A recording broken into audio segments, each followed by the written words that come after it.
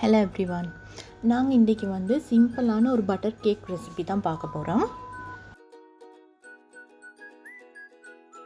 நான் இப்போ all purpose flower 500 gram எடுத்துக்கிறேன்.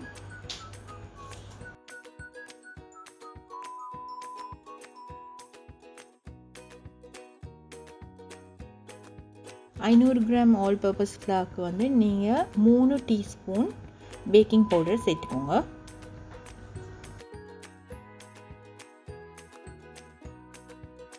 சேர்த்துட்டு இது நல்லா இந்த மாதிரி அரைச்சிக்கோங்க. அப்போ தான் இந்த மாவும் பேக்கிங் பவுடரும் நல்லா மிக்ஸ் ஆகும். இந்த ட்ரை இன்க்ரீடியன்ட்ஸ் எல்லாம் நல்லா மிக்ஸ் ஆக வேணும். அதனால் இதை ஒரு 3 முறை இப்படி நான் செய்கிற மாதிரி 3 முறை அரைச்சி எடுத்துக்கோங்க. அப்போ தான் நல்லா மிக்ஸ் ஆகும்.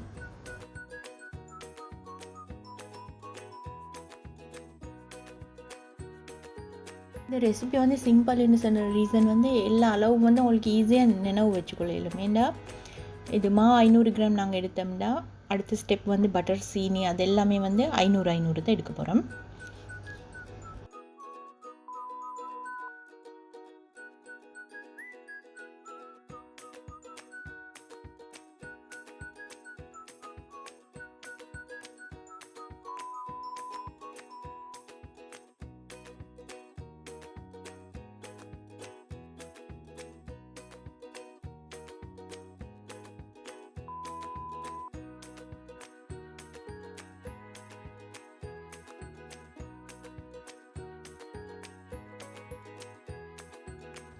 இப்போ பட்டர் ஒரு நல்ல பெரிய பவுல் ஒன்றில் எடுத்துக்கோங்க. Butter 500 gram.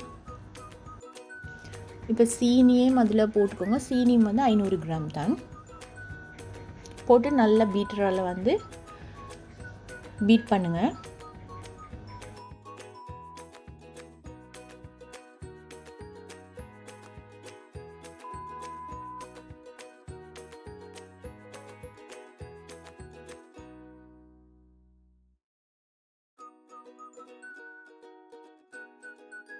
நீங்கள் ஒரு 5 to 10 மினிட்ஸ் மாதிரி பீட் பண்ணினதுக்கு பிறகு இதில் மொத்தமாகவே நான் 8 முட்டை சேர்க்க போகிறேன்.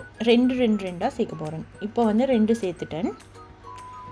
சேர்த்து நல்லா பீட் பண்ணுங்கள்.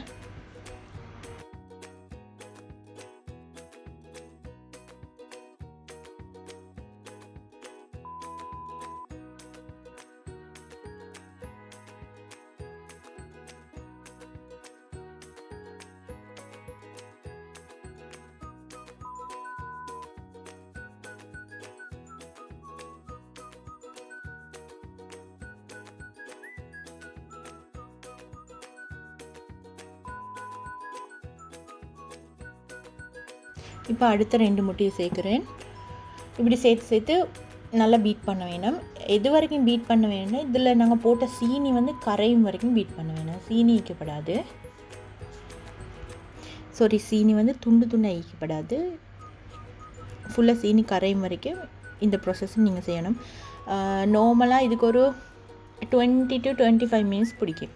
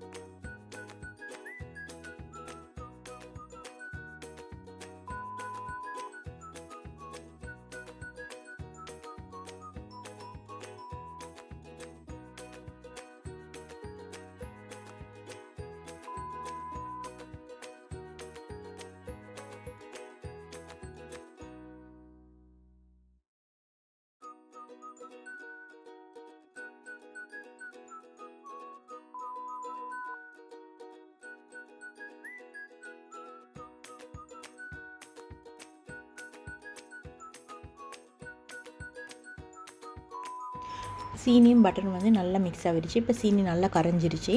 நான் ஒன்று சொல்ல மறந்துட்டேன், இந்த பட்டர் வந்து நீங்கள் வந்து ரூம் டெம்பரேச்சரில் தான் வைக்க வேணும். இப்போ நாங்கள் ஆல்ரெடி மாவையும் பேக்கிங் பவுடரையும் போட்டு அரைச்சி வச்சோம் தண்ணி. இப்போ அதை வந்து இதில் சேர்க்க போகிறோம். இது வந்து எப்படின்னா, இந்த மாவை வந்து நீங்கள் 3 பெட்ஜாக பிரிச்சுக்கோங்க. கொஞ்சம் கொஞ்சமாக போட்டு தான் மிக்ஸ் பண்ண போகிறோம்.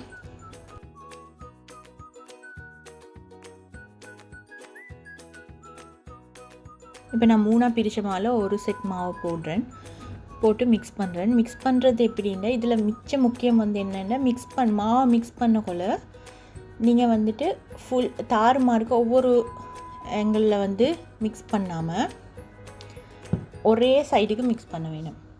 இப்படி ரவுண்டை வந்து இப்படி ஃபோல்டிங் இப்படி நீங்கள் மற்ற சைடுக்கு மிக்ஸ் பண்ணிங்கன்னா அந்த டெக்ஸ்சர் இல்லாமல் போகும்.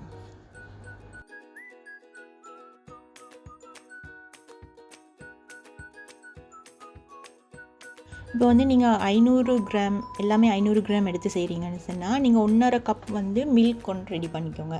இப்போ நீங்கள் ஃபஸ்ட் பேட்ச் மாவு போட்டு மிக்ஸ் பண்ணினதுக்கு பிறகு நல்லா நினைவு வச்சுக்கோங்க, ஒரு சைடுக்கு மட்டும்தான் மாவு மிக்ஸ் பண்ண வேணும். அதுக்கு பிறகு வந்து அந்த பாலையும் வந்து 3 பேட்சாக பிரித்து வச்சுக்கொண்டு, இப்போ மாவு போட்டதுக்கு பிறகு மறுபடி பாலை ஊற்றி அதே மாதிரி ஒரே சைடுக்கு மிக்ஸ் பண்ணுங்கள். இதை மாதிரி 3 முறை செஞ்சு மாவை மிக்ஸ் பண்ணிக்கோங்க. அப்படின்னா அதுக்கு பிறகு பால் அப்படின்னு மாற்றி மிக்ஸ் பண்ணிக்கோங்க.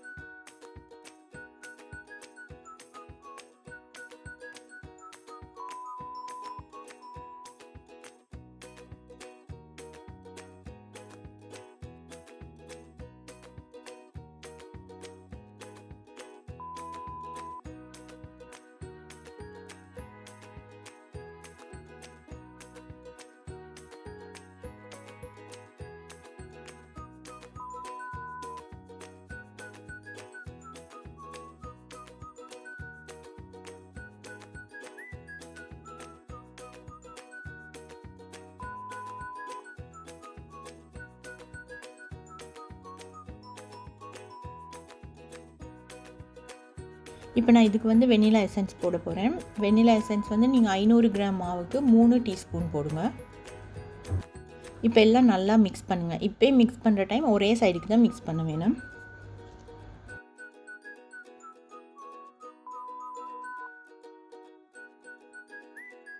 ஓகே, இப்போ ரெடி ஆகிருச்சு.